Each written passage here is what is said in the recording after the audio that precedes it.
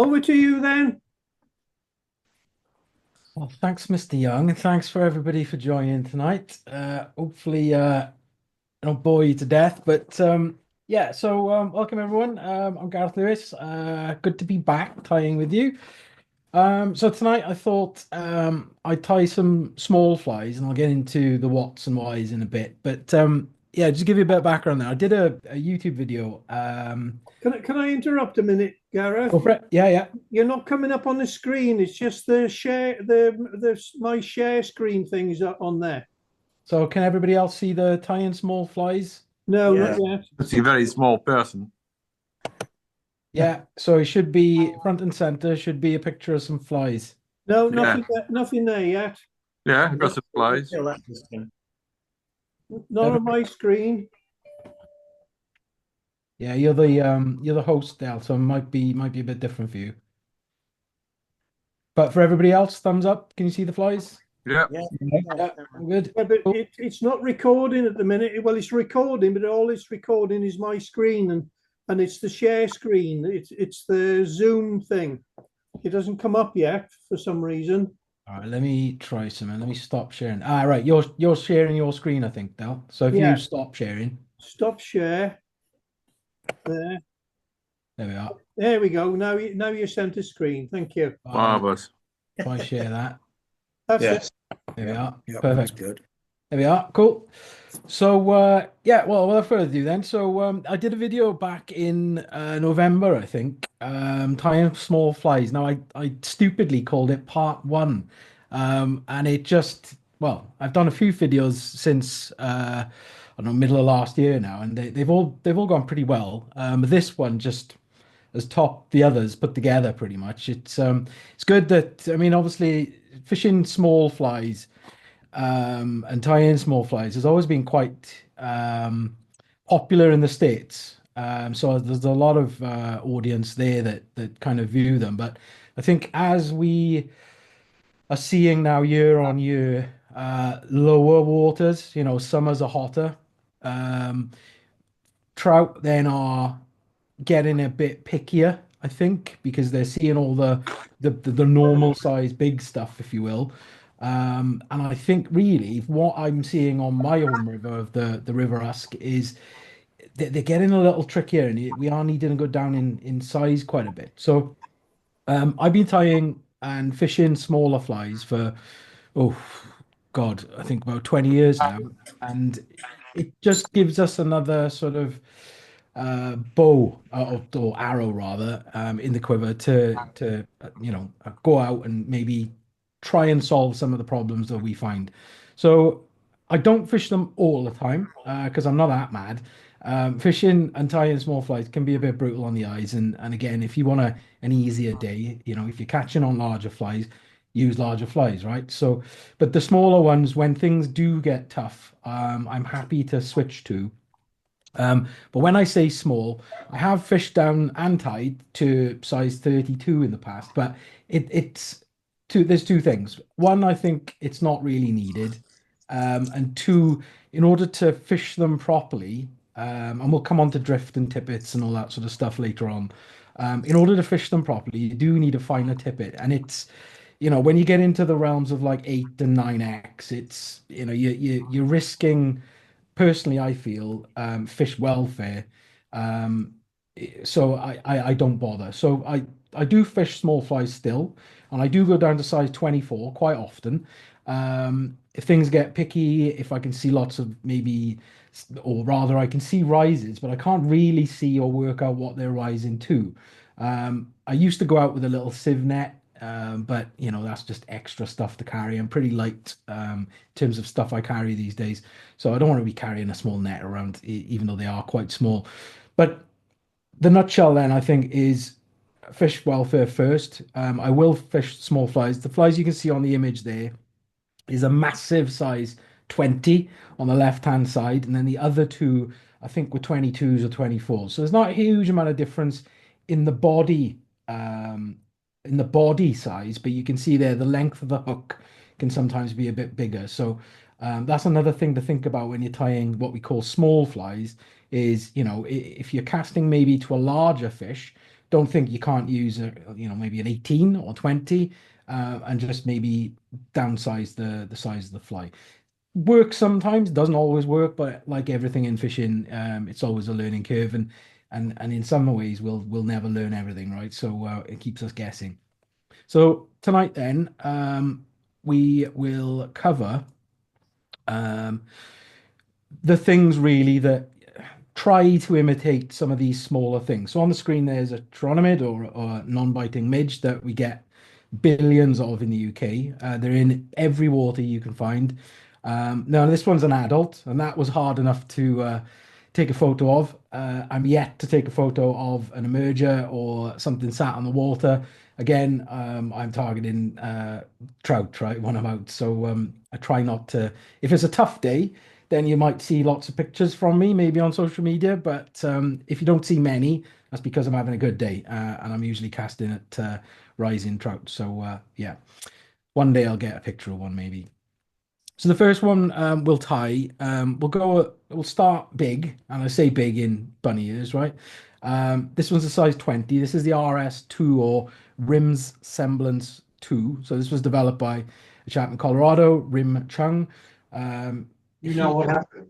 Kind of came up with this. There's various. Have you found out anything about the delivery? No, she's not big. Oh, Yeah. delivery. So this one, as you can see, it's not an emerger, it's not dry, but it does sit kind of flat in the surface, which again is great. Glacier waters, smoother glides. Again, nice fine tippet. I only tend to go down to 7x when I have to. And again, we'll come on to that in a minute. But again, great pattern. From a visibility standpoint, it's not brilliant to see. You got a little sort of sight there. I grease up that little wing case or wing buds, and I grease up the tails as well. And again, generally on a flat sort of surface, you can make it out. But again, a lot of people ask, how the hell do you see these things when you're fishing them, or even how the hell do you tie the tippet on, right? So again, we'll come into all that in a minute. You can see I've got glasses on top of my head. I never tie without them these days. And sadly, I'm starting to kind of use them on the riverbank now as well. But yeah, that's a sign of age maybe. So the RS2, so we'll tie that in a size 20. Again, you can take that down to smaller sizes if you want. 20s work quite well. And even in larger sizes as well. But a really good pattern, which doesn't get much credit in the UK, whereas in the US, certainly in Colorado, it's become quite a go-to pattern. So again, we'll come on to the patterns and the tie in a minute. Next one then, yeah, an emerging parachute, right? Paradun, parachute merger, whatever you want to call it. Again, you'll notice between the two, I'm not really varying much in terms of the materials. And again, I'll come on to those in a minute. But again, I don't try to reinvent the wheel when I'm fishing patterns like this. I want something that imitates everything and nothing. I don't really want to target a specific life cycle stage of an emerging chironomid, blah, blah, blah. I want to keep things simple, right? So when something that tiny is on the water, I want a little bit of fluff, and that's about it. Now, granted, one is sort of stuck in the film or on it, or potentially over it if it doesn't break that meniscus film. Whereas this one then is hopefully, if I put a bit of spit on the body, it's going to puncture through and act more like an invertebrate or sorry, an emerger. So again, you've got a couple of different tools just in two patterns. And if I'm honest, those two would probably cover the whole range, right? Depending on how that sits.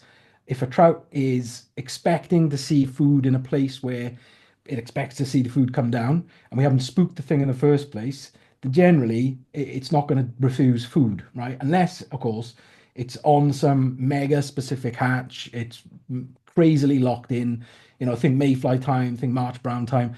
And even then, I'd argue if it's taking flies, and there's thousands of the things coming down, then, we do have phrases like, I've seen people flick twigs in and they'll nibble at it or munch it and spit it out. And again, as long as we don't spook, then again, we expect really some sort of activity from the fish, ideally, in a perfect world. Not every time. As we get into the height of summer, then again, it gets a little bit tougher. But again, this is where the smaller flies can can give you an extra tool to use. Doesn't always work, but that's part of the fun. Next one then, quite similar, but this one different sort of footprint. So this one's just a Cripple, Stillborn, whatever you want to call it. So again, material wise, you can see the dubbing's very similar there. We've just got a sort of an emerged wing, some sort of case going on. There's a bit of hackle going on, and that helps it sit the way I want. Does it give me any advantage from the previous one? I'd argue possibly not. Again, if I've not spooked the fish, either of these three patterns so far will probably work. But you'll notice one thing here, the bright, bright, bright post. Again, if I'm fishing something, maybe the water's a little silvery, which it can be that time of year, I'm not going to see that. Likewise, I might not be able to see this emerger stroke Stillborn or Cripple. Then I absolutely will be able to see that. The post material, which I'll come on to in a bit, is fantastic. You can see it a mile off, and again, use whatever color you want, depending on the water you're fishing, right? So white might be great for most situations. Orange, I tend to use a lot of. I don't use a lot of pink these days, but I used to use a lot of it. But this orange just screams at me from a mile off, even in size 24s as well. And as I spoke to a couple of people recently, don't forget, black posts is also a very good one. If it's highly silvery sort of water, which we do get certainly this time of year when the sun's a little bit lower as the time of year dictates, then again, black can stand out against that silvery water as well. So again, options available to you. But I suppose the main thing I'm trying to say here is don't worry too much about the materials. We will cover the materials tonight, but don't worry too much about them. We just want bits, right? Small little things that we can see from a mile off. The trout will absolutely be able to see them, although we'll struggle sometimes, but the trout will. As long as it's not spooked, then we expect some sort of activity. We will tie another fly, and I think that's one I've tied for you in the past as well, and that's the chironomid or midge emerger. So nice CDC wing. Annoyingly, I haven't put it in the slide deck. I will, and Des, I'll send you the details, and I'll send you all the pictures as well, and also links to some YouTube videos as well. So you can, rather than listen to me waffle on, you can fast forward the bits that you don't want to listen to. In terms of hooks then, I was very lucky adding this to the slide deck about half an hour ago, because these are the ones we're going to be using today. So the RS2, nice flat hook in a size 20. I tie it in a size 20 because kind of my go-to for this pattern, but also because, annoyingly, which is one thing I'm asking for, is Fulling Mill at the moment don't do a sub size 20. So 20 is the smallest that they'll do. Yeah, so bear with me on that one. Bear in mind as well, I'm part of the Fulling Mill Pro community. So all the stuff we'll be using tonight is all Fulling Mill gear. But again, I don't really use anything that I don't believe in. And their range of things, certainly the stuff that I use for trout flies is just, well, I use it because I think it's the best I've come across. There are other alternatives, of course. There are other flies, and certainly from a small fly and small hook standpoint, there's quite a few different manufacturers out there. Again, go do some research and dig out what's what. There's TMC, there's Fulling Mill, there's Gamakatsu, there's so many. These are fantastic. You can see from the gauge on some of these hooks, although they're small, the gauge on the wire is strong enough, certainly tried and tested, I might add. I wouldn't be talking about it if it wasn't. But again, they can hold big fish, right? So again, on these small flies, don't expect to just catch small fish. If you're targeting those, I hate using the words educated fish, but the fish which maybe is, has enough wisdom to a degree with its tiny sized brain to have wisdom, if you will, then again, it's wise enough to turn away from some foods and take others. All right. So again, wisdom's giving the fish something as well. But I mean, they don't think like us, but they've evolved for the last however many tens of thousands of years to be the best at what they do. They don't do much, but what they do very well, if not top of their game. So yeah, there we go. The other one then is a size 24, which we'll tie another few patterns on. So the RS2 size 20, again, 18s, 16s work. practice on some of those ones. But then again, the tactical midge range go down to size 28. But as I say, they're fun to tie on, but I don't actively really these days fish with 28s because again, back to what I said earlier, the tippet diameter needed for it to actually drift a little bit more naturally, and I'll come on to tippet in a minute. The risk there is it's a lot finer, and I don't want to put the fish at risk really. I don't really want to snap off and allow the fish to swim around with some trailing tippet, albeit it's a barbless hook, right? So as we all say, whether we believe it or not, that they should spit the hook, then fine. But again, welfare first. Threads, right? So in all of the stuff, now we're getting into the materials. Threads are pretty much key, as is any material really. I suppose the key point here to take away from tonight and everybody I talk to when I talk about tying small flies is, we don't need a lot. We need next to nothing, if I'm honest. When it comes to like thoraxes, it's literally, I wouldn't even say it's a pinch. I would just say lick your finger, dip it in the pack, and as long as you haven't, drowned your finger, that is the tiniest amount. We're talking dust levels. We just want something to give the idea of a thorax rather than, proper big spiky bits that, it's 8 to 10 wraps. We're not going to be talking about that tonight. So again, fine stuff. But the good thing about any sort of gel spun or GSP thread is it's very fine, but it's also very strong. So don't think that I used to use a lot of what was it? The Trico uni stuff. Now that was great, but it was a single strand of, well, plastic really. And it was a nightmare to work with. I don't know whether it's got any better over the last 20 years that I've not been using it, but again, it was more prone then to snapping than your multi-stranded GSPs, and the strength comes from that multiple strands, right? So like a rope. So again, this stuff is crazy fine. It goes down to 24s. Again, there's loads of options out there. One is on screen, but again, there's so many out there GSP wise.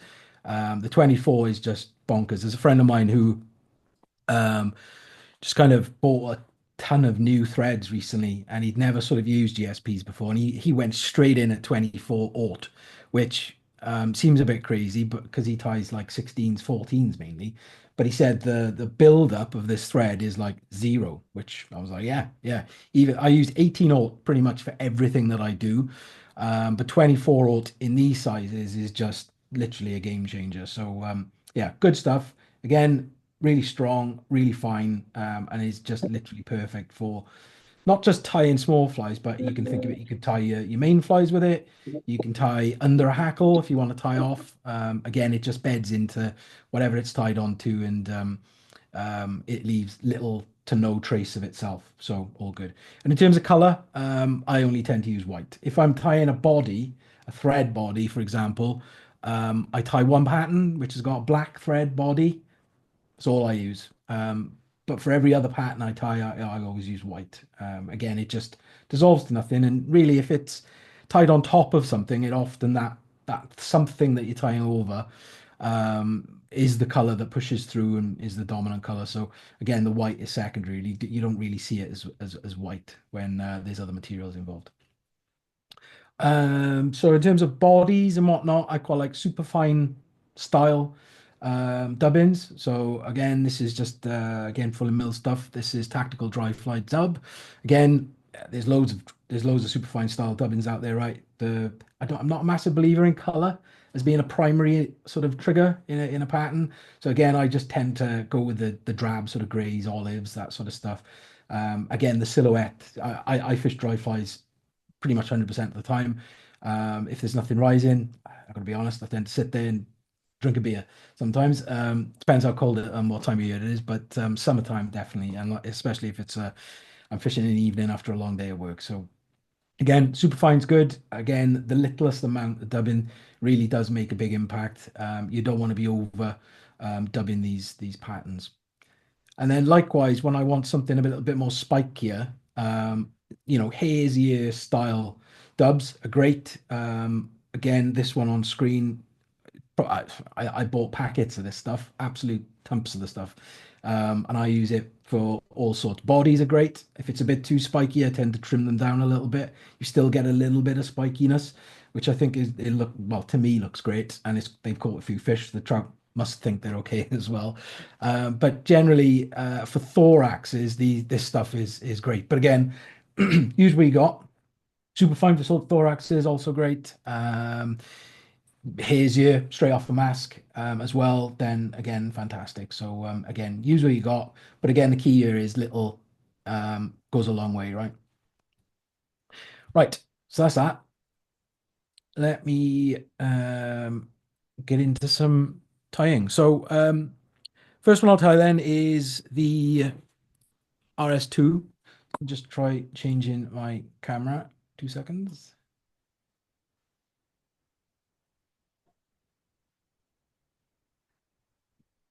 Right, so first question of the evening. Can you see the Perfect. hook in the vise?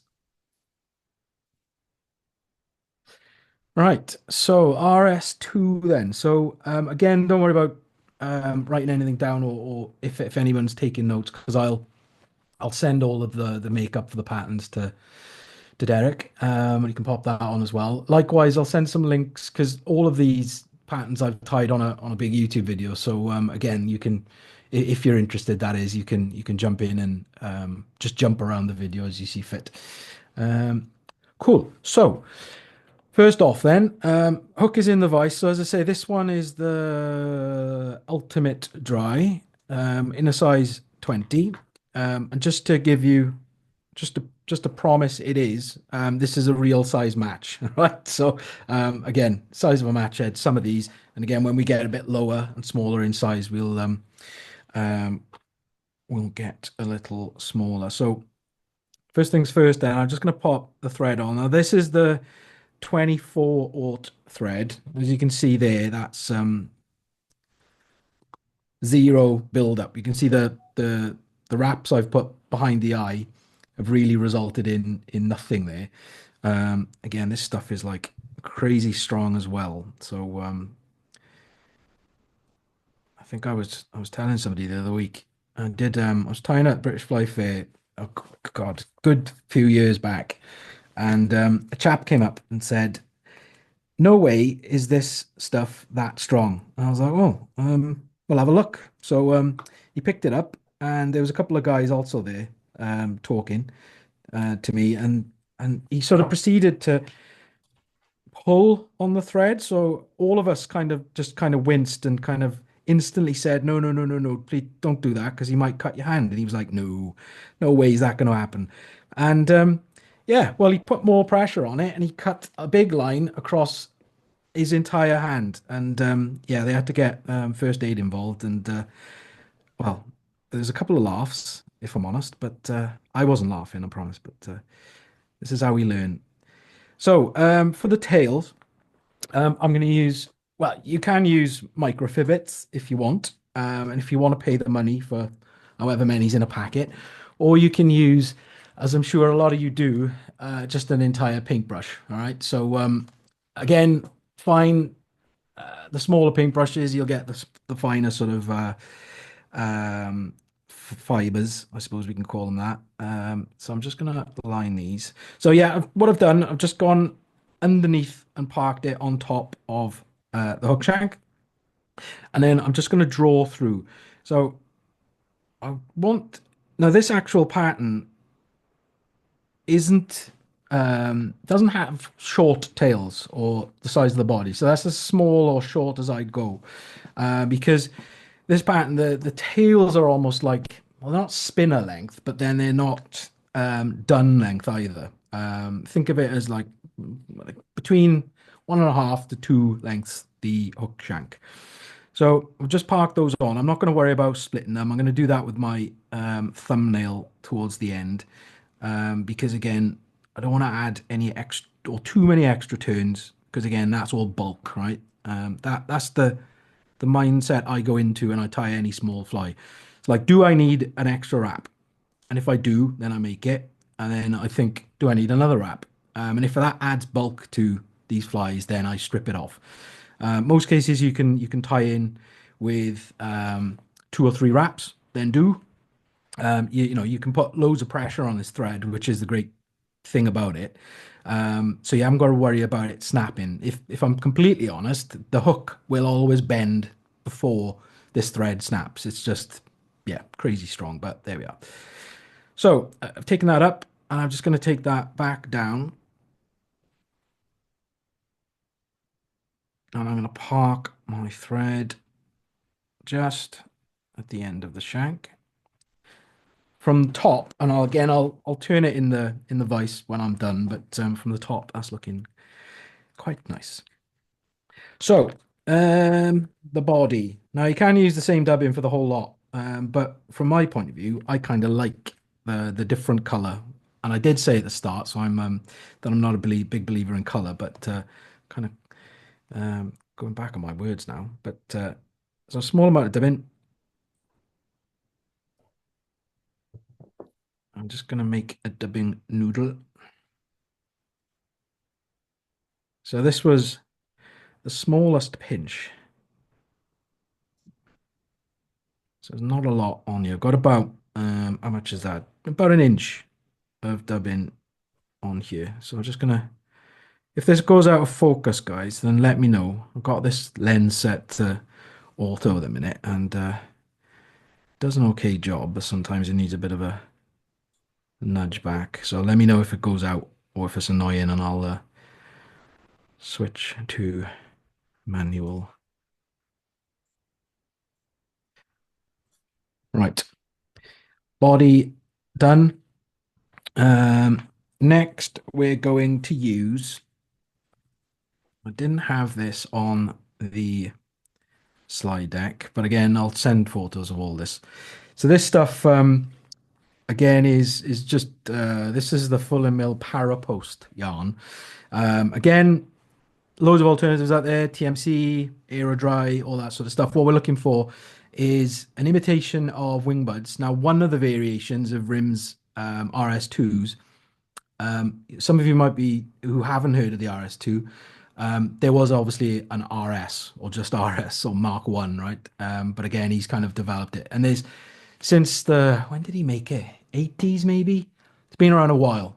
Put it that way.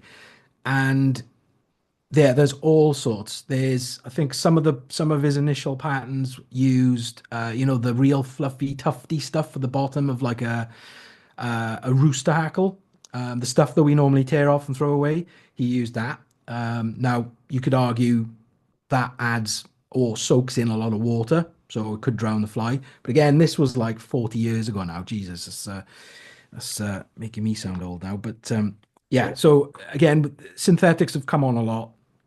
And again, it's this stuff really doesn't add any weight, and because it's synthetic, doesn't soak in any water either. So I've just done a bad pinch and loop there actually.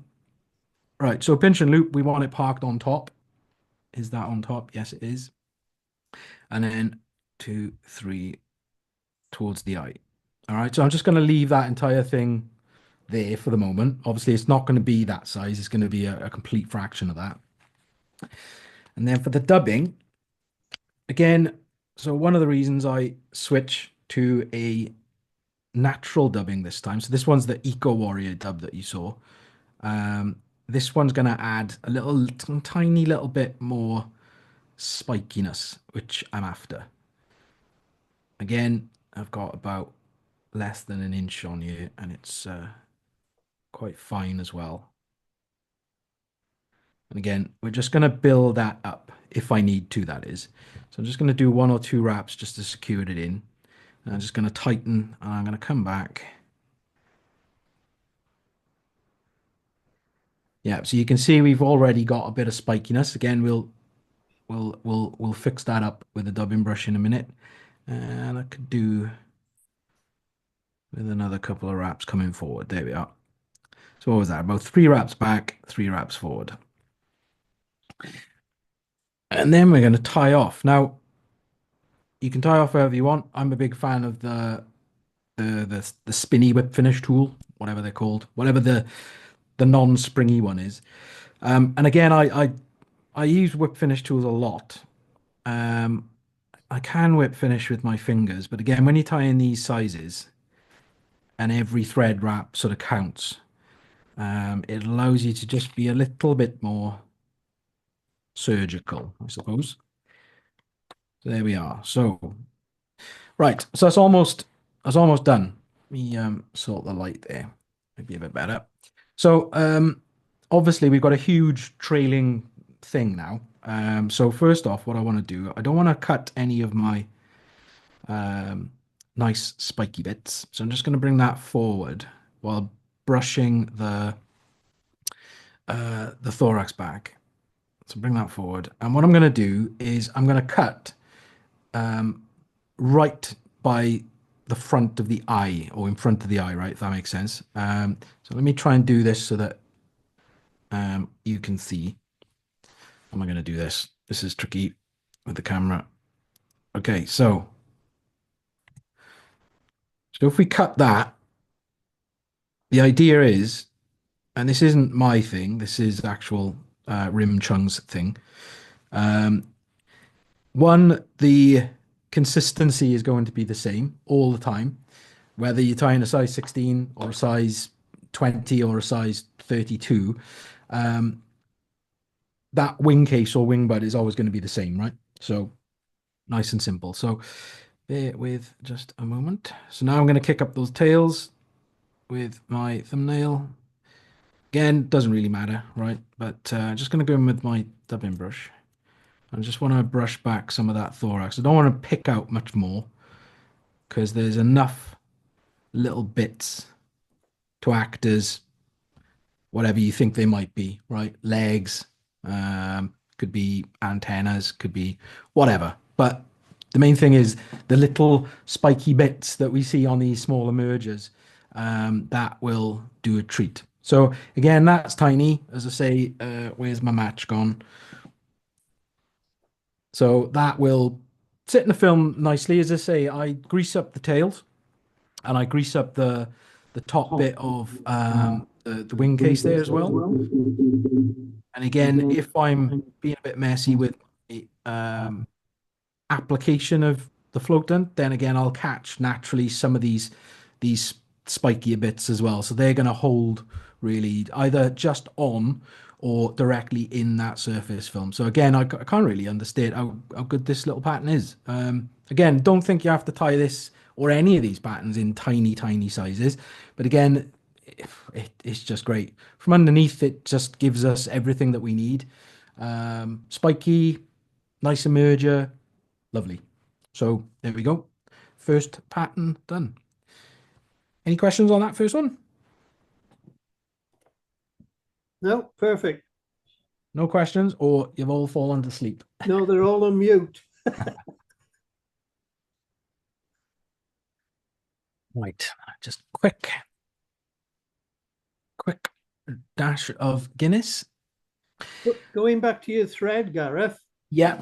Bob's got a load of Syntron threads on his website, on his Castle Feathers eBay site. Zeno. And it's brilliant. Okay. It's very. It's not as strong as the nano silk, but it ties lovely tiny flies. It comes off in two bits of thread. Right. So multi-strand then, yeah. Yeah, two strands. So it's easy to split. So if you want to put some dubbing in the middle of it, yeah, it's so simple. Oh, nice. All right, I'll have to give that a go. Yeah, thanks for the tip there. I bought a load off him. Right. Well, I'll be giving that a look. It's the problem with these calls and talking to other fly dressers. I always come away with a big shopping list. Right. So next one. Right. So now we're going to get proper small, right? Proper small, as we see in the valleys. Right. So this one, hang on, let me switch to manual a second. Right, hopefully there. There you go, that's better. So we now have the size 24, and this is the which one was it? Tactical midge, right? So you can see for the size of the pattern it's a small hook, the gauge on the wire it's a strong hook, okay? But the eye, importantly, because I always get a couple of jokes saying, "Well, how do you thread the bloody thing? Because the tippet won't go through the eye." Well, relatively, relative to the hook, rather, I would say that this eye is slightly oversized. So on some of the other ones, like I don't know, Hayabusa, Gamakatsu, the Japanese hooks in the small sizes, they have oversized eyes just for that case. So again, this is another thing that Fulham Mill done really well is they've listened to that and they've kind of oversized the eye a little bit. So again, when you're seeing that tricky rising fish on the far bank, then it yeah, you can generally hopefully thread the thing up a little bit quicker. So yeah, it makes things a bit easier. Right, so this one. So I think some of you might have seen me tie the Chironomid or midge emerger in the past. And that is exactly the pattern I mentioned earlier that has the black thread body. Now, I've kind of said as well, jokingly, in a couple of either shows or demos that, does it actually need that body? And I've always argued probably not. Why do I tie it that way? Well, I just like the way it looks, right? And it's a confidence pattern for me. We've all got our own confidence patterns, and that one works for me. So, but in smaller sizes, I don't want to mess around with adding extra bulk, right? And I suppose that's, as I say, as I keep saying, that's the key of tying small flies. We shed bulk and unneeded stuff wherever we can, right? So again, if you're going to fish flies down to as small as they get, then again that's key really. You can't be adding bulk where you don't need it, and you could of course you can that translates into bigger flies as well. So even if you tie in a size 10, right, you still want to be efficient with the materials and the hooks that you use. So, if you need 10 turns of a dubbing, then fine, you need 10 turns. But where you don't, that fly will generally, and I say this generally in bunny ears again, that fly will generally look a lot better, I find. You're not going to have as much stuff to absorb water. It's going to float better, relatively, of course. So that's the key here. So does it need a body? I would argue no, and certainly in size 24, I'm not going to tie any body. So I'm just going to go on again, exactly the same thread, and again in white. So what was that? 4 turns. We'll snip, and that's come off. Great. So you're only allowed 1 error per demo. So back on we go.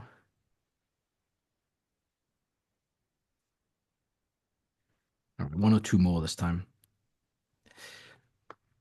Right, so again, this one's going to be mega quick, right? And the good thing with small flies is you can bash out a bloody dozen of them easy. Which, Del, when you're doing your orders for charities or whatever, then it means you can get them out the door pretty quick. And Yeah. so this one then. So we're gonna have a similar sort of thing to the last pattern. We're gonna have kind of a wing case, wing buds, whatever you want to call them. And again, I'm going in with exactly the same material. And again, I'll just pinch and loop. Let's make sure that's parked on top. That's not good enough.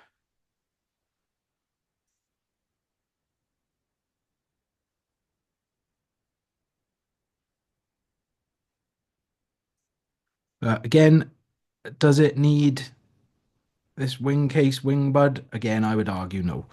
Not really. So this is going to be the tiniest little bit of the idea being an extra trigger or whatever you want to call them, right?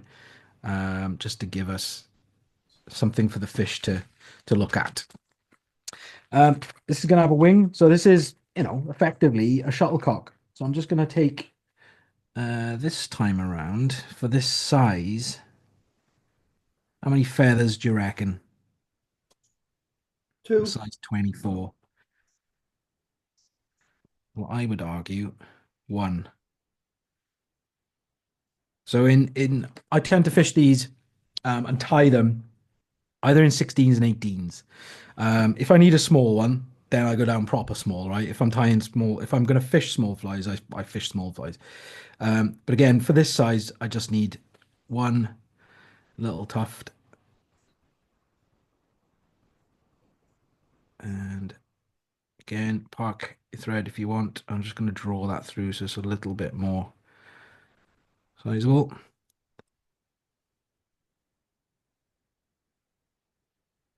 And just a couple of wraps back, just to align where that wing bud, wing case, whatever you want to call it, stopped. And ease out of focus. There we go. Let me move that out of the way. And then again, I like something a little bit spikier, again, the tiniest amount. So I used to use a lot of pine squirrel because this was great, but I always found that was just a little bit too long almost in these smaller patterns. Great for 16s, 14, or any sort of normal size fly, right? But as soon as you get down small, some of the fibers are just a bit too long. Of course, you could snip them. That's fine. Do we want? So I've got a tiny amount there. I may not use all of this, actually.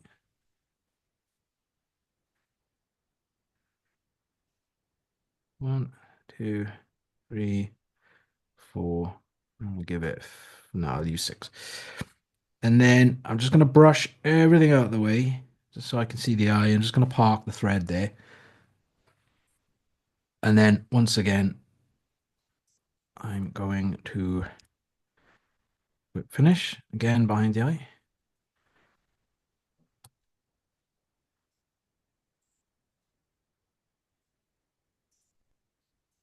Bear with me while I move it. So obviously, that's not the finished pattern.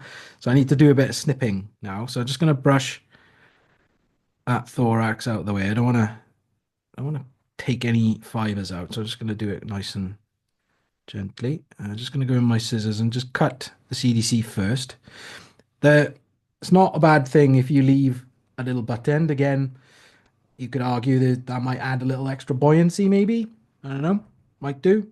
And then lastly, that wing case. I like to, so if we look at the size of the hook there, I personally like about the thorax length for the wing buds or wing case, whatever we want to say it. So nothing long, certainly not trailing back further than the hook.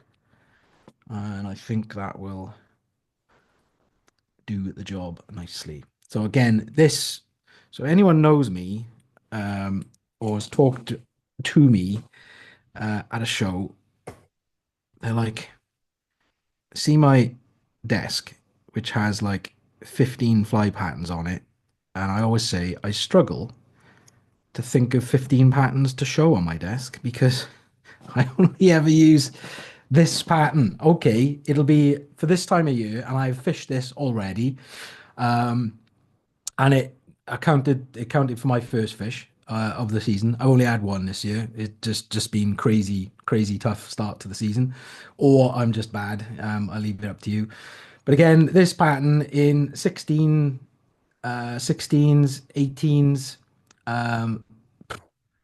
I just love the thing. As I say, we talk about confidence patterns. This for me is my go-to. If I can't see what they're feeding on, maybe it's, something, it could be, if it's not one of the major hatches, then this comes out. And it's generally, I gotta be honest, probably the first fly on my tippet and probably the last one off. My boot, the boot lid thing, or the boot shelf, I always, when I'm, taking my waders off and putting my rods away and all that sort of stuff at the end of the day, I snip my flies and I just kind of catch them in the material of the felt of the boot shelf. People, I don't know, if I turn up at work or I don't know, take my mother shopping, then if anybody looks in the boot, they're like, "What the hell are all these flies doing there?" Well, that's why they're drying out. So, but again, so this pattern, my number one go-to. It's just awesome. So yeah, do give this one a go. Yeah, there we go. So second one done. any questions on that one? Any questions on the materials that we used? Anything? If you guys got any questions for Gareth, unmute yourself, ask the question, and then remute. No, think they're happy there, guys? All good. Right then. So far we've kept it fairly easy in terms of, like, you know, only a few materials. Last one was thread, wing buds, thorax, and a wing. You could probably take out the wing buds. I would argue still that doesn't really need it. Again, you're going to get, you know, a fair bit of nice idea of bits and bobs, you know, spiking through from the thorax, and the wing really is just a little bit of extra footprint, something emerging through, and of course gives us the buoyancy for the pattern. So you could probably get that down to like 3. Take, you know, if you don't count the thread, then it's just two ingredients. So fairly simple at the moment. So we're gonna do a couple of more patterns, and these ones will be just a little bit extra stuff going on. We'll finish on that orange post para emerger. So the next one then is a cripple. Now again, I don't know. I use this pattern a lot, and would the other patterns work? They probably would. Depends what mood I'm in. But same hook. So again, tactical midge, nice and simple. Again, we're going to go on with the 24/0 thread. It's going to take this back a little bit further this time, because we're going to be doing a bit of a longer body. Again, materials are going to be quite boring tonight, guys. I do apologize, because I just used the same stuff. So this time, I'm just going to take this and move that in the vise. So this looks crazy on camera. It looks crazy in front of me. So you can't act, well, you could argue that there's no thread on that. It's depending on how you look at it. It's this thread is that thin. So this time, I'm now going to use, and let me tell you what, let me switch cameras a second. 2 seconds. Oh, he's back. So, right. I talked about this parapost yarn previously. So again, it comes in the amount. I mean, you only got to buy one, and you're set for life. This stuff. I mean, it's awesome. So the amount I've actually been using. So you can see it. It's multiple strands. That's one strand, and I've actually been using a quarter of one of the strands, right? And it's that long. So that will do me, well, I don't know, dozens and dozens and dozens. I don't know how many dozens, but it's a lot. So, and again, it's, I don't know how much is the weight. Does it say a weight? No, it doesn't. But there you go. So much stuff for this stuff. And one of these strands, again, as I said, I've been using a quarter of the thickness. All right. So I'll trim maybe, I don't know, 2-inch section. I'll split it with a needle, nice and softly. So again, it's all pretty straight stuff. There's no squiggles in this, as I call them. No bends or ripples. And again, I just use a quarter of the thickness. So again, I don't know, how many RS2s could you tie with this? I don't know, I'll still be tying into 4 lifetimes away. So again, good stuff. So that's the straight stuff. Now in this next pattern, I'm going to use, I'm going to tie in a bit of a shuck. You could use just tails like Coq de Leon or whatever you want, which I do as well. But this stuff now is the ultra dry yarn, which is kind of, it's more like, it's not Zelon, but it's kind of a crinkly, again, loads of it. Again, you can, if you're bald like me, you can use it as a wig, nice and nice. I'm not going to do it, Del, because you might take a screenshot, and I don't want that. So, right, again, multiple strands. This stuff is a little bit, because it's crinkly, it does catch on itself just by design, really. So again, I'm not going to be using much of this. I don't know how many strands is in one length. I reckon there'd be about 30, maybe something like that. And I've got a pre-cut bit, which is 1, 2, 3, 4 pieces. Probably can't see that, but yeah. So I just wanted to show you what it looks like. Again, this, well, it's 2 fistfuls. There we are, and you'll be done again for life. Again, loads of colors. If you like colors, then go for it. This tan one, I really like. There's grays and greens and olives and everything else. But yeah, I just wanted to show you. So let me just jump back over to that one. And then, so I don't know whether you can see this. So the length, the size, or rather the width of one of these is that size. All right, you can see the crinkle there. And then the bit I'm going to be using, if I can find it on my desk again, is that big. All right, so it's like, as I said, there's nothing to it really. So I just want to trim this slightly. Yeah, so this is 4 fibers of that. So again, I'm just gonna go under my thread and I'm gonna park it on top. Excuse while I hold it with my finger. And that's all I want. Just the tiniest little bit on the hook, all right? So again, I'm just gonna, if this goes out of focus just a second, bear with, I'll bring it back in a moment. So I'm just gonna tie that down up the hook shank.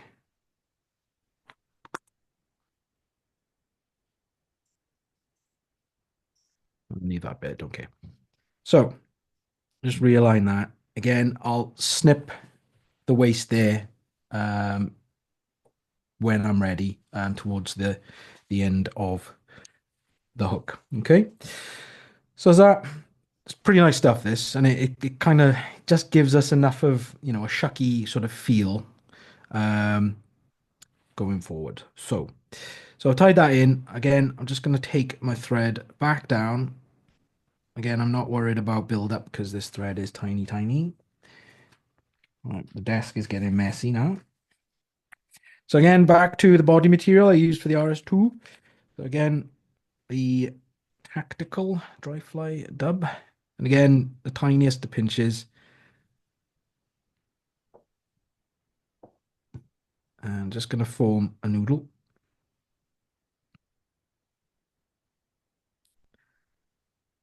Just going to take that up. You might notice I stopped just short of the end because I want to put one wrap in to catch in some of those longer superfine style fibers so that then I can really tighten the dub in so that the butt end of it is really quite slim. So again, I'm going to tighten as I go because I want to keep the slimness to this pattern.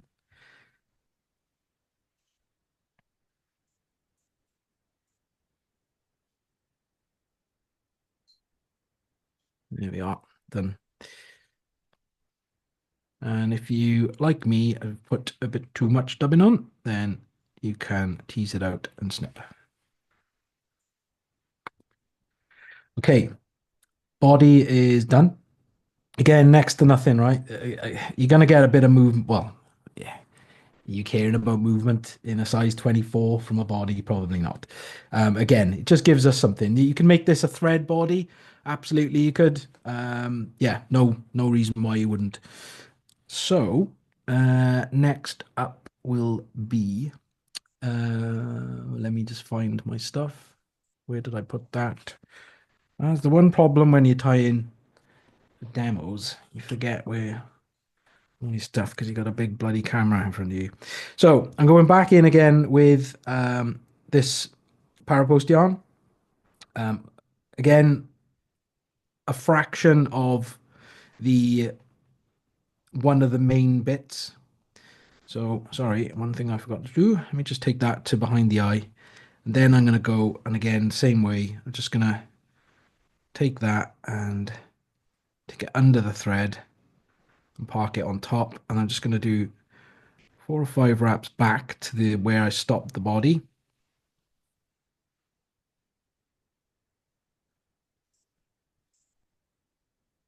And then that's ready to be trimmed a little bit later. So, right, next. We can talk about hackles now. So, I use, or used to use, a lot of hackles, but I find I use more CDC these days. What I don't do on demos is I don't get a big cape or a saddle out. I pre-pick, right? So I've always got a little pile on my desk, which you can't see, of sizes I tend to use. Obviously, the size on these, again, good wigs if you wanna do that. The size on them is massive, and from a saddle, rather than a cape, then again, I'm only going to take 4 wraps, if that, of this. So again, it's you're probably going to snip off more than you're going to actually use. So one thing I tend to do, I always keep them in a little dish really, and then I keep going back to it. And I've generally got my 16s, my 18s, up to 24 in this case. So when I've been tying 24s, this is what's been left. So I tied half a dozen, and I've still got that. You might not use the very end tips, but yeah, it's still good. Now, what type of hackle? This one just happens to be Cree. Remember when Cree was really, really rare and now you see him everywhere? It's great. What a time to be alive. So this one, I'm just gonna, again, just tease the fibers back, and I'm just gonna pull those off.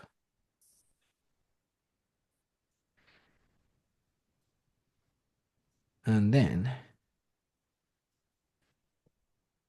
just going to tie in. So I'm going to tie this on my side of the hook so you won't be able to see this for the moment.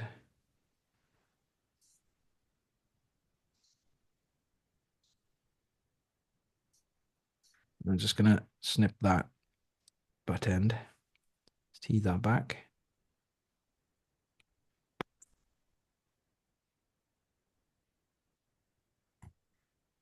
So we're nearly there. Quick, these patterns, we're going to be done early tonight. I don't know whether that's a good thing for you or not. So I'm just going to go 1 wrap round. Hang on. So 1, 2, done. Right. So I haven't even put 3 on there. So I'm just going to tidy this up a second. So I'm just going to tie once over.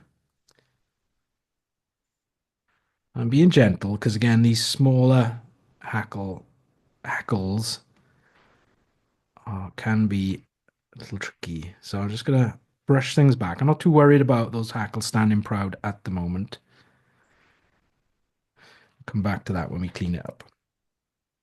So 2 hackle wraps, and then I'm just gonna go on behind the eye. 1, 2, 4.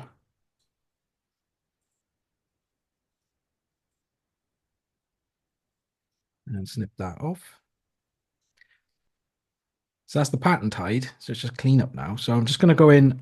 So bear with me while I move this about in the vise. Just going to go in and take the rest of that hackle off. So there you go. I've got another 48 million of these flies I can tie out of that hackle. So I'm just going to tidy that hackle up. I'm just going to pick forward the hackle fibers. So bear with me while I do that. I'll put it back in the vise in a sec, or put it back in the right angle in a second. Nice. Then I'm gonna snip. This is gonna out of focus now. Too many things on the hook, see? Bear with. That's it. There we are. Right.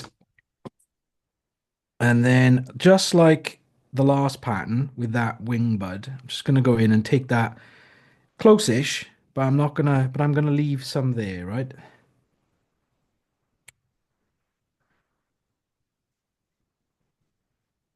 There's that side.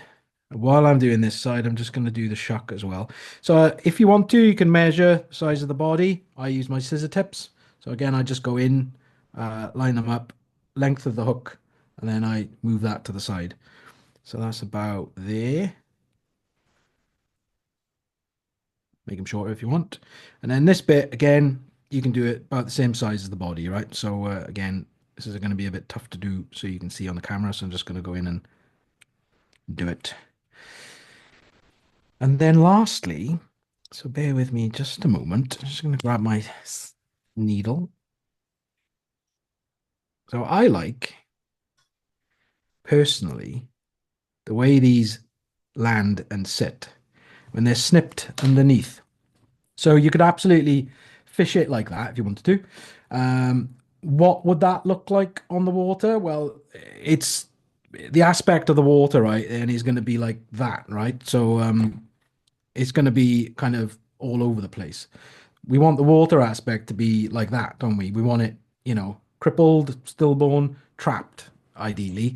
And that really is the key for any feeding fish or any feeding thing, right? They're just, we as humans even, we want, generally an easy meal. We don't anymore have to run after a wild deer. So likewise, fish is the same. So giving an aspect or an idea of trapped vulnerability, whatever you want to call it, then again we can imitate that by keeping it in or on the film rather than high on the film, which means it can generally fly off, right? So I snip it underneath so that hopefully you can see that. So we've kind of got stabilizers now. That is going to sit perfectly every time. Just because of how we've just made a small snip, taken off the under hackle, and yeah, nice and simple. So that's going to sit exactly the same way every time. And yeah, just so we've kind of come up in the column really. So the RS2, while that was like trapped either on or in, again, this is very similar to that. But there, as you can see, there's a bit more going on, a bit more vulnerability, a new age man, if you will, nice and vulnerable and soft, then perfect for that. So there we go. So again, this is no specific pattern. This is just a small size 24 cripple. It could be a merger, who knows. But again, if I was to fish this, I would grease up the shuck, and I would certainly grease up the hackle and that sort of the idea of a wing coming in at the front. Again, you haven't got to tie it directly sticking out. You can tie it, it going off at an angle, whatever. Again, the natural sort of cripples look a hell of a mess. They might have half a wing out, one wing out, whatever. I think the key, going back to what we said earlier, is presenting something that could be food to a fish in a place where it's expecting to see food. So yeah, it's there's no rocket science behind it, but again, just giving that idea. So again, I love this pattern as well. I tie them larger sizes as well, 14s, albeit slightly different. So maybe a cripple or in a March Brown pattern would be a 14 or even a 12. And instead of tiny amounts of the idea of wings at the front there, I might use deer hair, for example, and that gives a lovely look as well.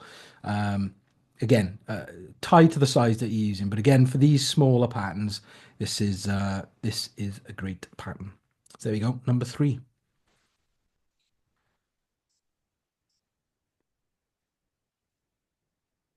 Right. Any questions at the moment? Before I do the last one, let's have a break of tie-in. So, it's gone a bit dark in here, isn't it? Bloody hell. Right, we talked about I will do another one if that's okay with everybody. Anyone's Yep. not in a rush. So we talked about a couple of things earlier. My desk is hell of a mess now. Um, Tippets. What is best? What do you prefer? Blah blah blah. Again, tippets are well, like rods, like beer. It's all subjective, right? You might like something, you might not even like beer, which is totally fine. Um, Tippets are the same. So I use kind of two. Um, and I'll come on to why in a second. So we talked about mega, mega, mega thin tippets. And again, fish first, as I've said a million times, I won't bore you anymore with it. Both of these are strong. And again, don't worry about taking any pictures or whatever. I'll stick a full description to Dell. There's two here. So we got Fulling Mills Masterclass. This is a copolymer, so it's a little bit stiffer, such as copolymers are these days. Right. Well, before we get into that, cast your mind back. Well, I'll cast my mind back 30 years when I first started, 35 years coming up. Um, and we all used like bootlace, thick nylon, didn't we? Maxima, usually. That's what I used. Thick end Maxima stuff, straight through. You could tow a car with the stuff. And we all caught fish, which was great. But technology's come on. Things have got smaller, lighter, or if you're looking at some form of technology, it's got bigger, but whatever. But again, tippets and leaders, they've all reduced in size, right? You can even see it in like rod manufacturing now with their nanotechnology, this and nano that, right? It's again smaller but stronger. So that's what generally we find. But saying that, am I catching more fish than I did 35 years ago? I don't know.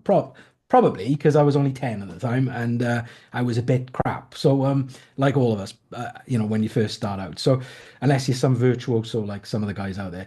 So, this stuff is very thin. And as we know, it's pretty relatively strong, right? So, these are pretty much the same diameter. Both are 7x or about £2. So 7x is £2 in the Rio supple flex, and the masterclass is 7x, but is £1.99. I'm not going to measure it, right? I'm not going to, however you would, I'm not going to do that. I'm just going to take it and believe the sales pitches and just go with it. I do use both of these, depending on what waters I fish. Generally, the masterclass is good. Workhorse stuff, really good. When I want a little bit more suppleness, no pun intended, it is called supple flex.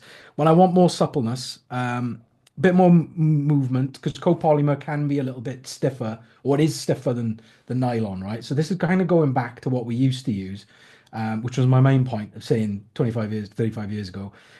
This is more your nylon, all right? So it gives a bit more bend in the plastic, essentially. All right. I use both of these a lot. Both are great. You use what you want because again, we've all got our favorites. None is better than others, but these are very good, and I use them every time I'm out.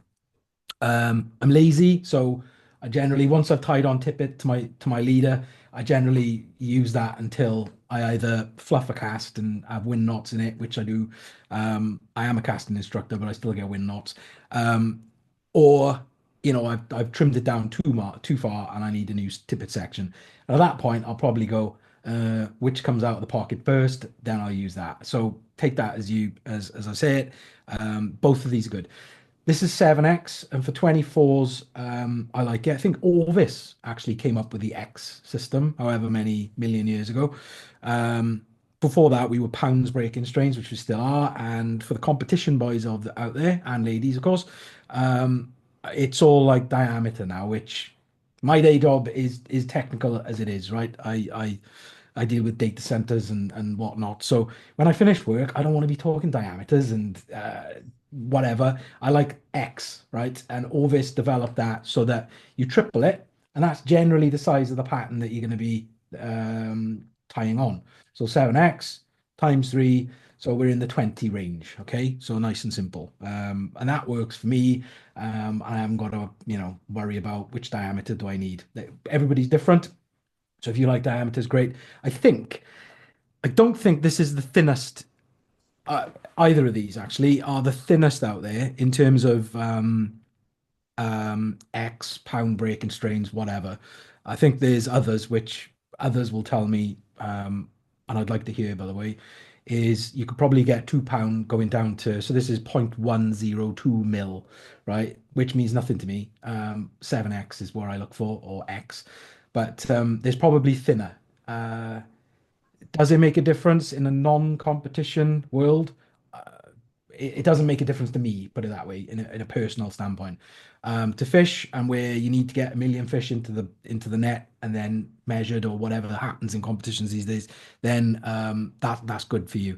So again, use what you love, what you enjoy using. Again, tippet and humans, we tend to gravitate to a specific thing, don't we? And then never leave it until, I don't know, a shop is out of stock, and then all of a sudden we panic and we have to buy something completely different. And then our fishing goes to pot because our confidence goes out the window and something different is introduced. Same as fishing somebody else's flies, but there we are. So there's two options. These are what I use. They're really good. Fine, thin. The Suppleflex is great because there's a little bit more movement to it, bendiness, suppleness, whatever you want to use. But again, the Masterclass is really good as well. Working on stuff. Again, both are 50 meters, I think, or thereabouts. So there's those two. And then lastly, before we get into the last fly, and then we'll probably close things down then. But if you're interested in small flies, I mentioned earlier about that YouTube video I did in November, and it's had like, it's still going up. People are still watching it. I'm a bit confused, if I'm honest. But again, that's what I want to watch. So yeah, must be doing something okay. So we talk on there about books. So again, don't worry about making any notes. But so these two. So we got tying small flies and which one? Fishing small flies.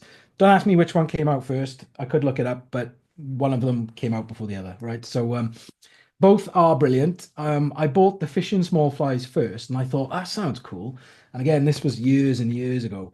When was it? Come on. 2004, this one, actually. That's first edition. So there we are, 2004. So this is Ed Engel. He lives in Colorado. He used to be a fly fishing guide. Don't know whether he is anymore. He's got to be, what's he got? 70s, 80s now? He's got to be. But I read the fishing small flies first, and I thought that sounds cool. Had all these like pictures of small flies in there, but he touched on one or two. But then I found tying small flies. So I was like, great. Now I've got an entire book of small flies, and there we go. He's got flies on a coin on an American. Is that a penny? I think they're bigger than our penny, so it doesn't count. Our pennies are smaller. So yeah, again, the stuff he goes into in this book, like about materials, and again, this is that's first 2004 as well. Okay, it was on that. No, it is 2004. So there we are. So obviously, such was the uptake in these books that he brought them out fairly quickly. So again, he covers hooks, all this sort of stuff. I'm sure this is allowed and it's not copyrighted. I'm sure it isn't. And again, the amount of patterns in here, again, amazingly tied, amazingly shot. But I don't know whether you can find these books at like a not crazy price anymore. But that's easy because then he brought out, boom, fishing and tying small flies. Now, this one is pretty much an amalgamation of these two, but I think it's, yeah, second edition, so it's been brought up to speed. I think he's redone, and this was 2019, and he's redone some of the photos. Again, the beauty of it is he talks about a lot of materials in there, things I never thought about, and like all of us, right? These are, you know, somebody else's ideas and opinions, and it's great to learn from those. But again, he talks about how to fish them as well. So the rods you might want to consider using, so not your, you know, tip flex pokery rods, definitely not, because you're going to ping off that thin tippet every time. But also the tippets that you could use, the threads you might want to use when tying them, the waters that you might want to fish, and some of the techniques as well to, you know, effectively give them the drift. And again, he focuses on the tippets there as well. So between either those two, first edition or the one second edition. Again, have a look around. I don't know what they go for these days. The first editions, I think, if you can get them, they might be a bit more expensive now. But the newer amalgamation of the two is very good. And again, it's the same stuff in it. It's just updated. All right. And lastly, another two good books. If you're interested in books, that is. If you're not, then you can go get a cup of tea. In 1994, there was micro patterns, and again, it's not just small flies in this book, which is the beauty. Most of the fly photos are black and white. Surprising for 1994, really. It's not that long ago. But again, he talks about insects and vertebrates to start. It does go down into like crazy leader makeups, hook test graphs. Yeah, crazy amount of detail, which I stopped reading at that point. But there's some awesome patterns in here. What else have we got? Some color photos and slides, some reverse, midge, all this sort of stuff. Again, there's some awesome stuff in that book. And then lastly, making a bit of room for myself, is this wonderful book, which is, when was this? 2009, if it's the first. I think it's the first. Which is Modern Midges by Rick Takahashi and Jerry Hubka. Now, this one is great. However, it's a bound one, and it's like a triangle design, and I hate it because it doesn't sit properly in my bookshelf. It just does my nut in, right? Whenever I look at the books, they're all nicely aligned, and then this one is sort of pointing out at a weird angle because the spine moves. But yeah, that's just me. Now, this book is like, if you're interested in small flies, it's called Modern Midges, right? But it's everything and then some. So I don't know how many patterns are in here, but that's just 2 pages, and there's 282 pages. Okay, you've got index and contact and all that sort of stuff. I don't know how many midges you need. There's a merge of patterns. There we are, tying an adult. There, tying an adult. There you go. Pages and pages of adults. Do you need them all? Even Rick and Jerry would probably say no. But again, it's an encyclopedia, really, of, it's called the world's most effective patterns. So yeah, it's a celebration of midge from around the world, you might say. Lots of people on the back listed there. And you might see, there he is, Mr. Ed Engel. So he knows what he's talking about. So between these guys, Juan Ramirez, who else have we got? Gary and Jason Borger. Well, if you've seen A River Runs Through It, you've seen Jason Borger because he was the one doing the Brad Pitt scene going down the river after a brown trout. Because that's realistic, isn't it? We've all gone floating downstream after a brown trout. But anyway, so there's 5 really good books. If you're interested in small flies, then brilliant. The amount of information in just the one of them, certainly this one, is just bonkers. So again, but if you enjoy fishing books, I certainly do, then again, something else, stick it on the Christmas list. Right, everyone okay for last pattern of the night? A quick question, couple of quick questions, mate. Just from a simplistic viewpoint, do you not use tapered leaders? I do. Yeah, absolutely do. So Talk tapered leaders.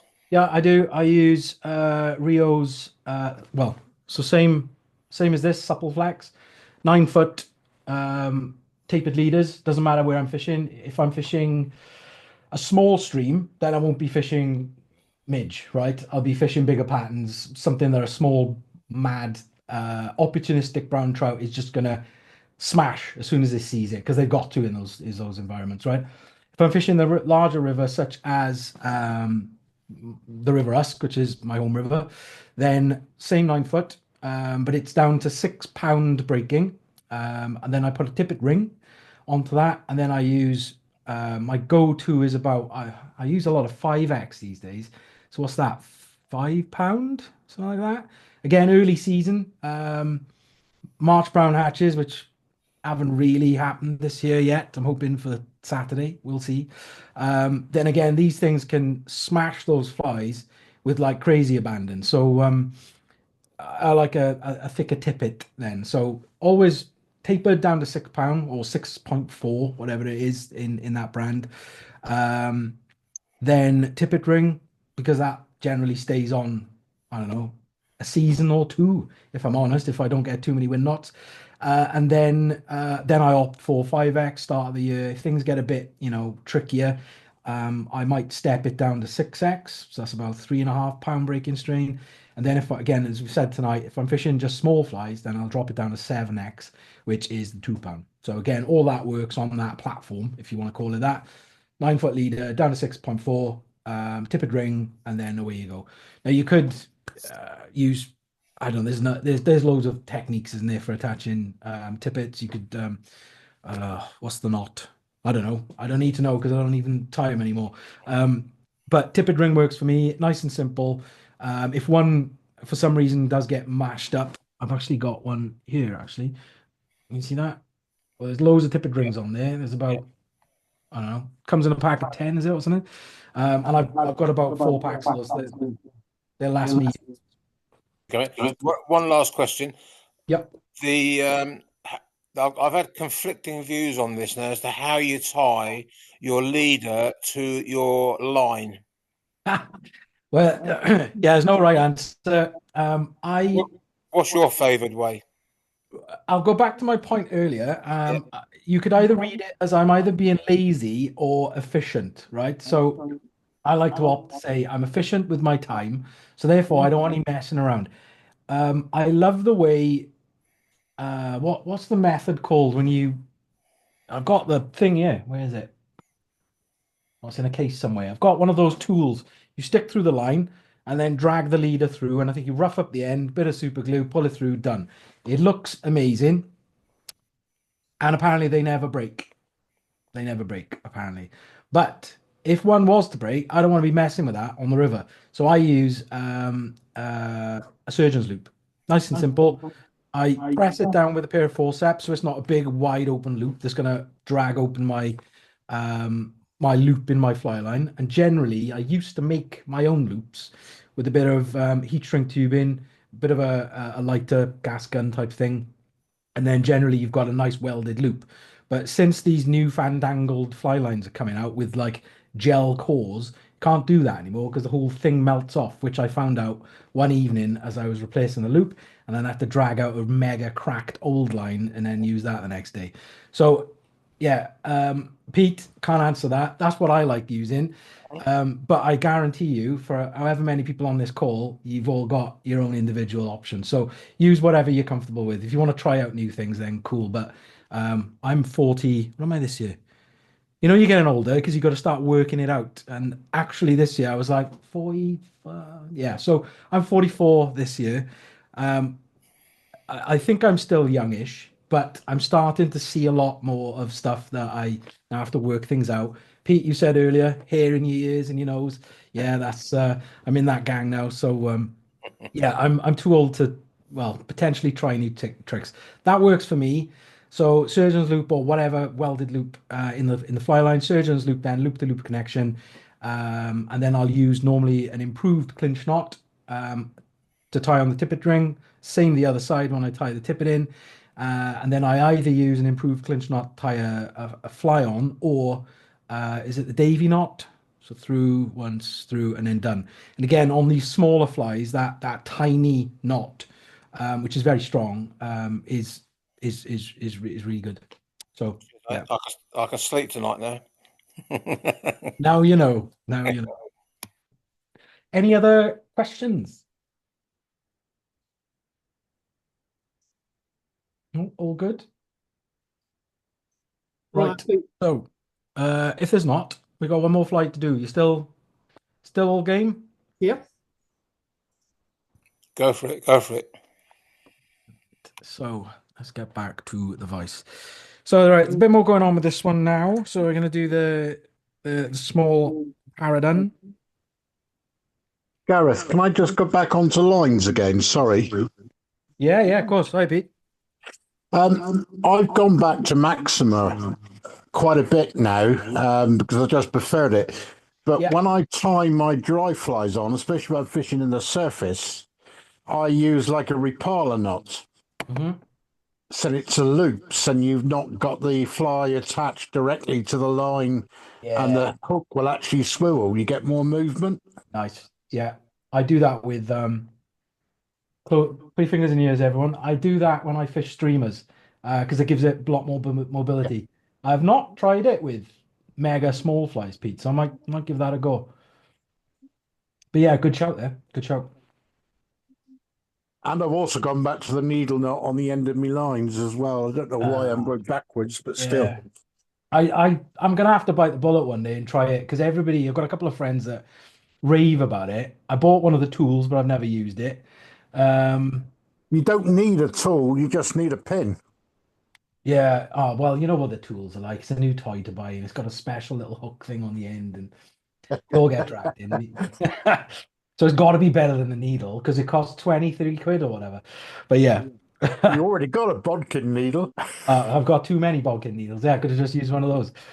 But yeah, good shout. I'm gonna have to try that.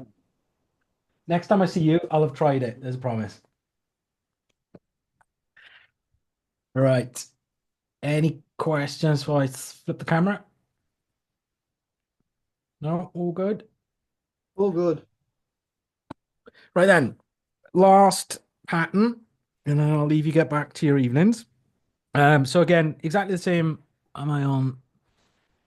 Let me flip that back. There we go. So yeah, same hook again. Again, this works well for a lot of patterns. And again, what we're going to be doing now is this one. So again, nice paradigm. This is actually the fly that is in the picture because I tie flies up, take pictures of them, and then I keep them for when I do shows. So I don't have to tie flies for shows. I can just put them in a box, and that's where they live forever. So right, exactly the same thread. So again, 24 aught. Again, I'm just gonna go 1, 2, 3, 4, 5, 6. However many. Size 24 hook. Size 24 again, yeah, exactly the same. So the first one was a size 20, and then the last three, so including this, have been the 24. So now we're going to do a parachute. So it doesn't matter what size parachute I do, I always tie it the same way. So we got one strand of this parapost yarn, and that's a bit big. So what I want to do is I'm going to snip that in half. Again, I usually have a load of this on my desk as well, in different colors or whatever, and it always ends up mingling together. Mingling together. God, coming out with them all tonight. So I'm just going to split that in half. So now we've got half. But what I'm going to do, and I'm sure I know loads of you in the call, and I know I've tied paraposts for you in the past, so this is not going to be new, I'm afraid. So I'm going to take that on, mount it on top of the shank. I'm going to do 2 wraps over, nice and tight, and then I'm going to take my thread behind, and then effectively those 2 strands are going to become in my post. Okay, so I'm just going to move this in the vise just a second. So this is just going to go out of focus for a minute. One moment. The last fly is going to mess up. Standard.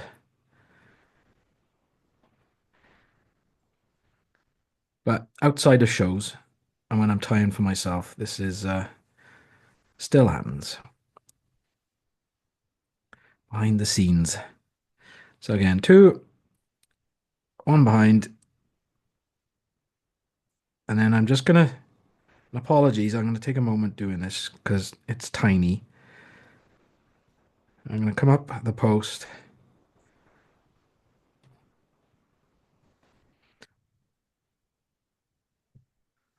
Say that again. I'm going to come up the post.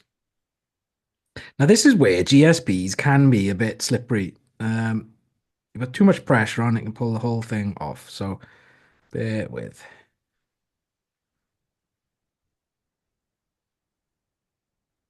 Almost there. So effectively what I've done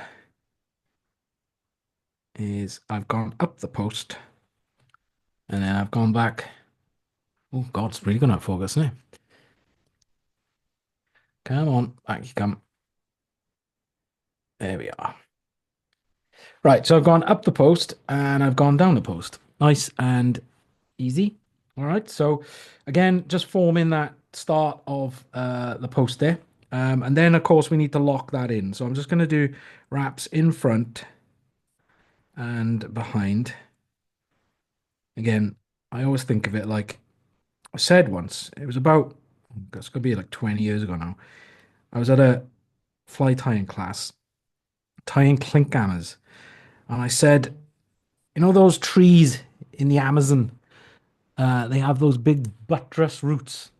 And there's a friend of mine who still jokes about it today. And he's, you got to tie the buttress in, Gareth. The buttress, even 20 years later.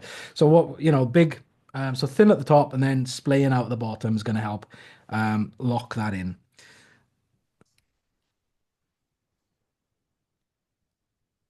Right. And then I'm going to park the thread in front of the post, so behind the eye. Okay. And then I'm going to take my hackle. Now this is the job. If I've chosen the right hackle, this will do the same fly. Yeah, that's good enough. Well, it's a 24, isn't it? So, right. So same again. Again, I'm just gonna brush that down, okay, and then I'm just gonna pull those fibers off.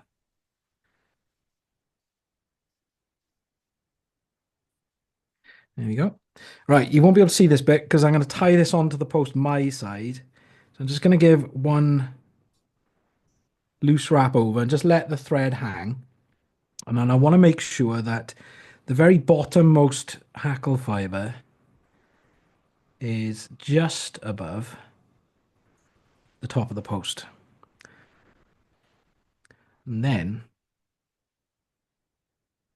I'm going to go up the post again, touch and turns.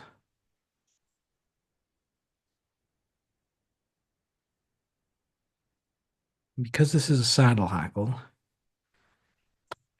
it's getting in the way.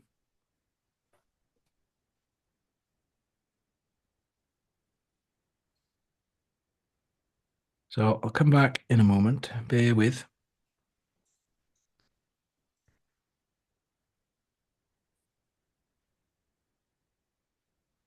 There we are.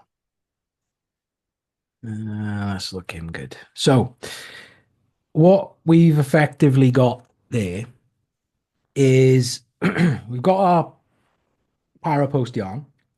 We've got a layer of thread going up and a layer of thread coming down. Then we've got a hackle stalk or rickus tied in there as well. And then we've got another layer of thread going up and another layer of thread coming down.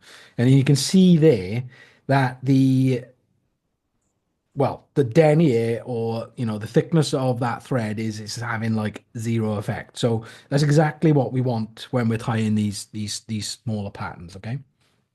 So I'm gonna incorporate that butt end of the hackle, so you can hopefully just see that hanging back. All right, and I'm gonna just tie that down a little way, maybe a third of the way down the body. So what that's going to do is form like an L shape in the stalk, which is going to give us a bit of security so that when I start doing my hackle later on, it's not going to pull out because I've incorporated it into the body, right? So let me just whack that back onto manual because that's getting everywhere. So now I'm going to trim that. I'm just going to go out of focus for a second. I just need to turn this to myself.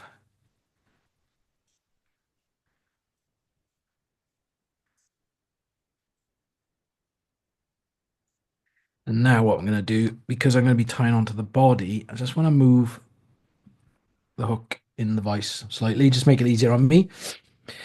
Now, at this point, you can start tying in the body if you want, if you really want. But as we're on camera tonight, let's be a bit posh and we'll put a shuck in.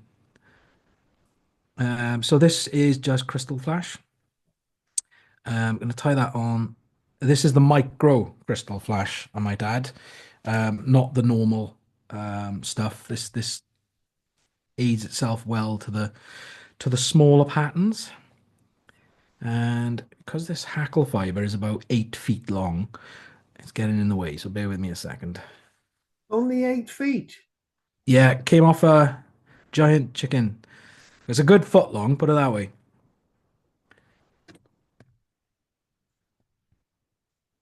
I was expecting a tirade of jokes then about lengths and feet and inches. They're all on mute.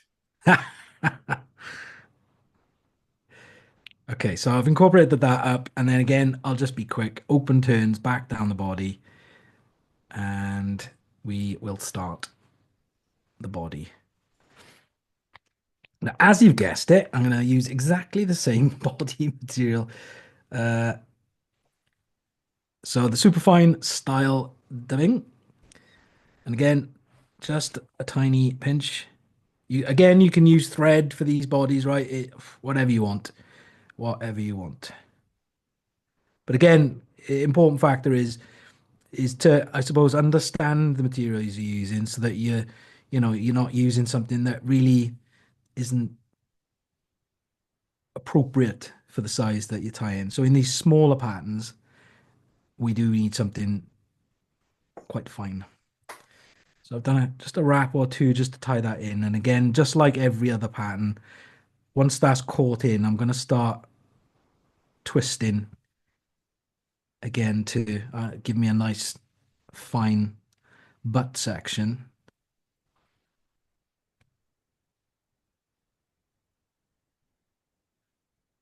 And again, up we come.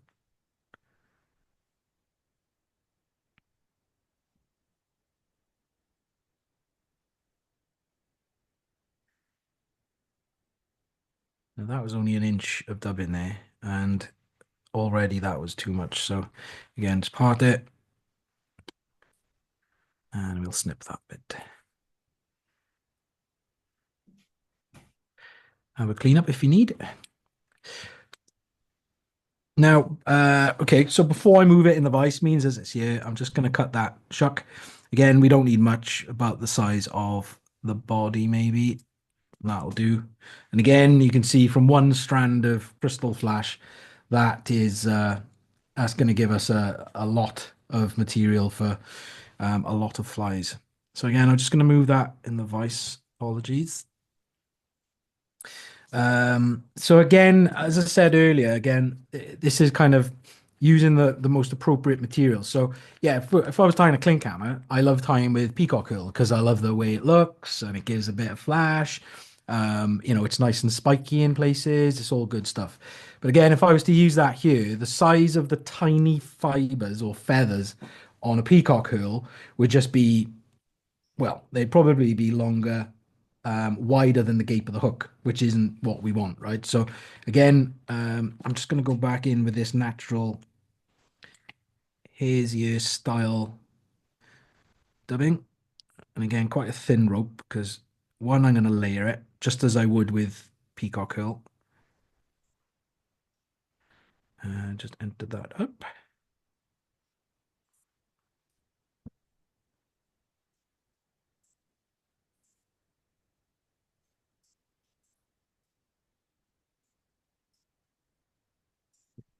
Better. And again, in front and behind, just to cover up any thread. How's that looking from that side?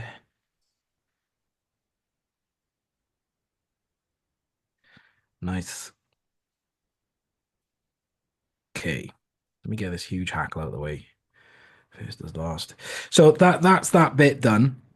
I'm just going to tie off first. And again, if you've seen me tie clinks in the past, it's exactly the same. Just in miniature.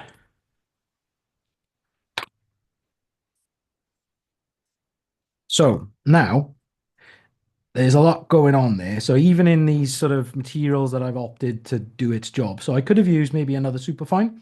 That would have kept it down, but I like a bit of spikiness in any sort of thorax. So I'm just going to go in and I'm just going to trim some of these longer fibers off.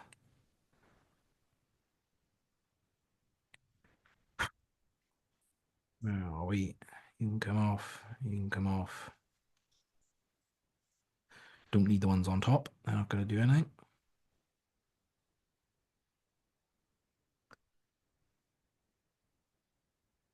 I'll do. Okay. So a lot better. So we've got a bit of stuff going on. But again, it's not, screaming to the world. It's not going to get in the way. It's not going to take on any water, and it's trimmed to do its job. So next bit, last bit.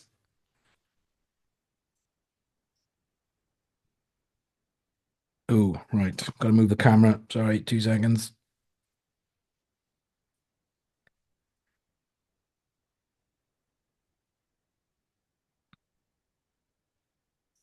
There we go. So now I've moved it in the vise. I just want to make this a little bit easier on myself. So I've just moved it into the wing post into the horizontal-ish. And I'm just going to take my thread again, and I'm just going to re-enter that and start at the top of the post and then wind down to the top of the roof of the thorax. Bear with me a second while I go to focus. So now we've re-entered the thread. I'm going to start wrapping. Well, start wrapping the hackle. I'm not going to start wrapping, but that would be a different fly tying video. Right, so as I say, so what are we going to do? So that's 1 wrap, 2, 3. Can I get another one in there? That's 3.5. So I'm just going to go 1, wiggle my thread so I don't catch any down. 2, and then I'm going to pull the hackle forward. And I'm going to give a lock-in wrap underneath, and then park my thread still under tension.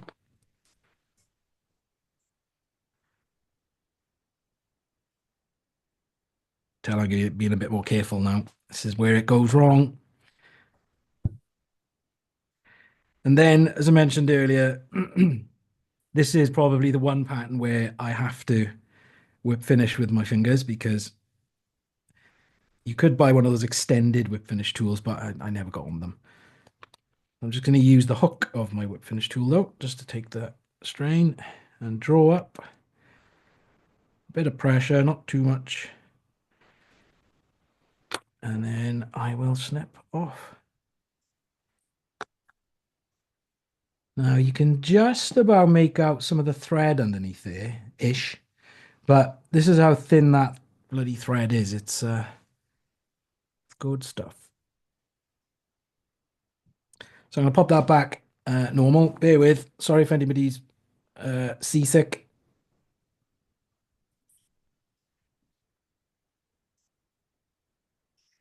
And that is it. So I'm just going to clean up. Obviously, we've got to sort that length of post out. But that was what? What did I say? 2.5, 3 wraps. That is all that's needed. On a macro lens like it is today, it probably doesn't look the prettiest. But from underneath, if I can zoom there, that probably going to give us everything we need in terms of footprint and buoyancy. So I think, yeah, that's going to work rather well in the right place, right? So I'm just going to snip that. Now it's up to you. Some people like longer wing posts. I like them to be about the same size as the hackle length, maybe a bit shorter. But again, that's going to give me everything I need when I want to fish something that I want more visibility. So all the patterns we tied so far are either in or just on the surface. So sometimes at distance, they're a bit harder to see. This one, yeah, as I said, that orange post, I guarantee you'll be able to see that from a mile off. nice and easy. So there we go. There's the pattern number 4. And one last thing then. So that's the 4 patterns done. I only had 4 today. You can vary those as much as you want. I suppose you could do a proper paradun with tails on a straight hook if you wanted to. Great. Nice for more broken water or something with a bit more flow, a bit more buoyancy. But between those 4 patterns, I don't think you're going to need, this many. But again, what that book will give you is kind of an idea of, multiple options.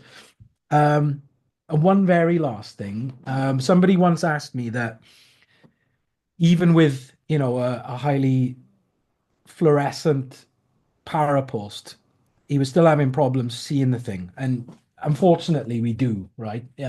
These are size 24s. Let's not mess about. If you're going to tie down to like 32, which you can, then if you can find the hooks, then